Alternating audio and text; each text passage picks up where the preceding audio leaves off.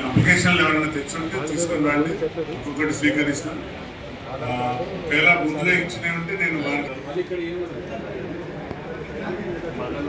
అవన్నీ రండి, ఒక్కొక్కరు రండి. బ్రదర్ అందరు కూర్చొని అప్లికేషన్లు ఎవరైనా తెచ్చుంటే తీసుకొని రండి, ఒక్కొక్కటి స్వీకరిస్తాం. ఒకవేళ ముందుగా ఇచ్చినవి ఉంటే నేను అవన్నీ రండి, ఒక్కొక్కరు రండి.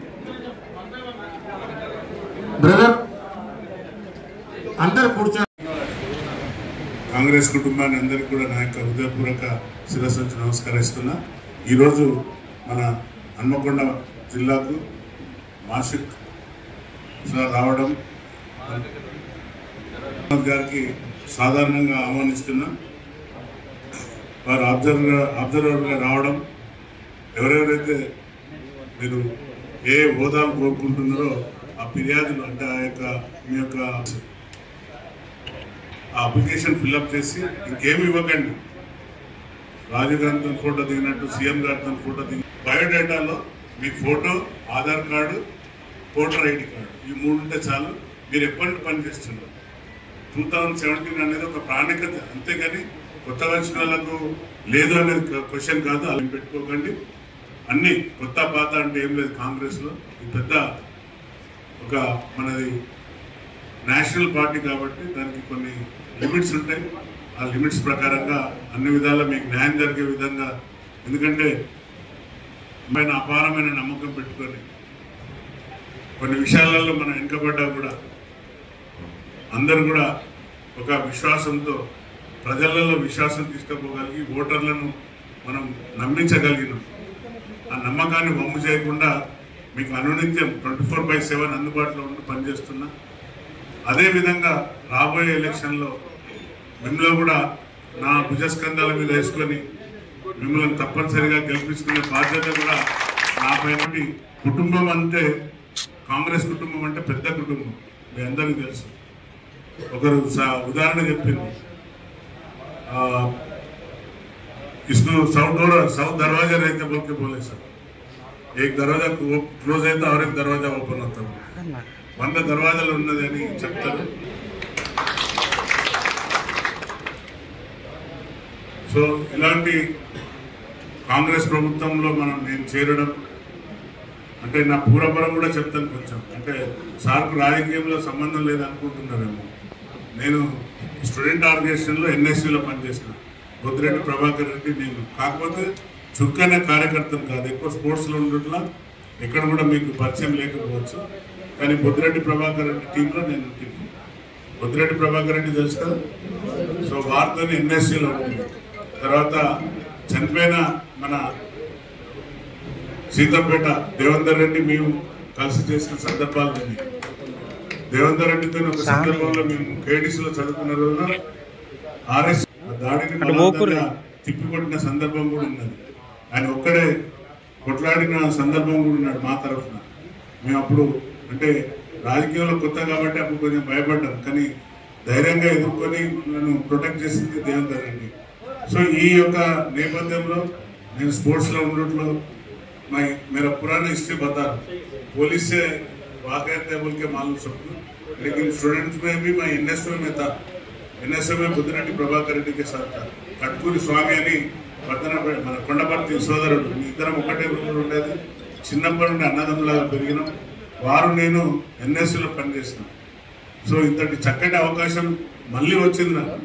పిసిసి అధ్యక్షుడు ఉన్న మహేష్ గౌడ్ గారు నేను నిజామాబాద్లో ఉన్నప్పుడు అక్కడికి వచ్చి నేను బీఆర్ఎస్ కు ప్రయత్నం చేస్తున్నాను తెలుసుకొని నన్ను వాటి పోకు, నీకున్న ఏదైతే రెప్యుటేషన్ ఉందో మీరు వస్తే తప్పనిసరిగా మీకు మంచి భవిష్యత్తు ఉంటుందని చెప్పి టికెట్ ప్రామిస్ చేయలేదు అని నన్ను ప్రోత్సహించిండు.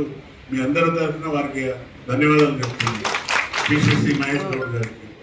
అలాగే ఈరోజు అందరూ కూడా పిలవగానే వచ్చిన మన సోదరులందరూ పైన వేదిక మీద ఉన్న పెద్దలు అందరూ కూడా మండల అధ్యక్షులతో సహా డివిజన్ అధ్యక్షులు వేదిక మీద ఉన్న వివిధ హోదాల్లో ఉన్నా కూడా బీసీసీఎల్, ఎస్సీసీఎల్, ఎస్టీసీఎల్ తర్వాత ఇంకా వివిధ హోదాల్లో ఉన్న అందరికీ కూడా నా యొక్క హృదయపూర్వక నమస్కారాలు. మీరు ఏమాత్రము అదృష్టం కలిసి రావాలని అంటాం. తప్పనిసరిగా ఇప్పుడు మీరు అప్లై చేసుకునే దాంట్లో మీ భవిష్యత్తు తప్పనిసరిగా ఉంటుంది. ఇప్పుడే మీరు ప్రజలతో సంబంధాలు పెట్టుకుంటే తప్పనిసరిగా రేపు డివిజన్ అధ్యక్షునిగా, ఎంపీటీసీయా, సర్పంచా, జెడ్పీటీసీయా ఇక ఏదైనా ఒక హోదా దక్కించుకునే ప్రయత్నం ఉంటుంది. కాబట్టి ఈ యొక్క పదవులు అనేది ఎప్పుడు వస్తుంటే పోతుంది. కానీ మనం ప్రజలలో అనునిత్యం ఉంటే తప్పనిసరిగా ఆ రోజు కష్టపడితే కష్టే ఫలితం, కష్టం చేస్తే తప్పనిసరిగా ఆ ఫలితం మీకు చెందుతుంది అని నేను భావిస్తున్నా. ఈ డివిజన్ అధ్యక్షులు లేకుంటే ఇప్పుడు అప్లై చేసే బ్లాక్ ప్రెసిడెంట్, మండల ప్రెసిడెంట్, డివిజన్ అధ్యక్షులు ఈ మూడు ఉన్నాయి సార్. ఈ మూడింటికి సంబంధించిన అప్లికేషన్లు ఇస్తే సో ఈ 4 హోదాలకు మీరు అందరూ కూడా అప్లై చేసుకుంటే ఆ యొక్క వారు మన మొత్తం తీసుకొని పూర్వపరాలు తీసుకొని మళ్ళీ అక్కడనే వాళ్ళు పీసీసీ నుండి మళ్ళీ వెరిఫికేషన్ చేసుకున్నాక మీకు వచ్చే హోదా తప్పనిసరిగా వస్తుంది. కాబట్టి మీ అందరికి కూడా హృదయపూర్వక స్వాగతం. ఇక్కడ మనం చేయవలసిందల్లా ఒకటే, ఆ యొక్క ఫామ్ నింపి మీ ఫోటోగ్రాఫ్ పెట్టేసి 2 ఫోటోగ్రాఫ్స్ పెట్టి ఒకటి వారికి ఒకటి నాకు ఇస్తే, మళ్ళీ ఒకటి జిల్లా అధ్యక్షుడికి కూడా ఇస్తే 3 కాపీలు ఇస్తే మన జిల్లా అధ్యక్షుడు మీ అందరికీ తెలుసు రాజేందర్ రెడ్డి గారికి, హన్మకొండ ఎమ్మెల్యే గారికి ఇస్తే వారు కూడా అక్కడికి పంపించడం జరుగుతుంది. కాబట్టి మీరు తప్పనిసరిగా ఈ యొక్క అవకాశాన్ని వినియోగించుకోవాలని, కాంగ్రెస్ గెలిచినాక 18 నెలలు అవుతుంది, మమ్మల్ని గుర్తిస్తలేరని చాలా మంది నిరుత్సాహంగా ఉన్నారు. తర్వాత ఏదైతే వేదిక మీదకి పిలిచే సమయంలో వేదిక మీద కూర్చోలేకపోతున్నాం, ఎందుకంటే అఫీషియల్ ప్రోగ్రాంలో మనం పిలుచుకోలేదు.